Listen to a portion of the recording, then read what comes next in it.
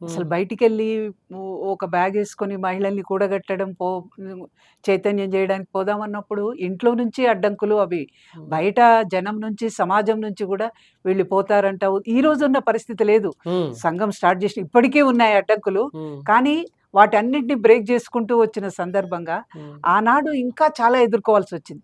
ప్రభుత్వం వైపు నుంచి ఎదుర్కోవాల్సొచ్చింది. సమాజం నుండి ఎదుర్కోవాల్సొచ్చింది. అయినా సాధించిన విజయాలు, సాధించుకున్న హక్కులు కళ్ళ ముందు అవి ప్రేరేపిస్తున్నాయి. ఉత్సాహాన్ని నింపుతున్నాయి. పోరాడితే తప్పితే మనకు హక్కులు రావు. ఆ హక్కులు అమలు జరగాలన్నా పోరాటం చేస్తేనే మన ఉనికి అనేది ఉంటది అని జెప్పి మహిళలకు అర్థమైంది. ఎప్పుడైతే అది అర్థమైందో మా అస్తిత్వాన్ని కాపాడుకోవాలి. దాన్ని రక్షించుకోవాలి. మేము మాకంటూ ఒక అస్తిత్వం ఉంది. దాన్ని నిలబెట్టుకోవాలనే కాంక్ష గూడా పెరుగుతుందండి. అది ఎవరికో ఇదిగా వచ్చింది గాదు. ప్రభుత్వాలు గూడా అవును గదా! మీకు సమస్యలున్నాయి గదా! నిజంగా చాలా వెనుకబడి ఉన్నారు. మీరు ముందుకు రావాలి అని జెప్పి ఆహ్, దయాదాక్షిణ్యాలతో మహిళల కొంగులో హక్కులు, చట్టాలెయ్యలే. లేదు. ప్రతి హక్కు వెనకాల, ప్రతి చట్టం వెనకాల మహిళలు పెద్ద ఎత్తున చేసిన పోరాటాలున్నాయి.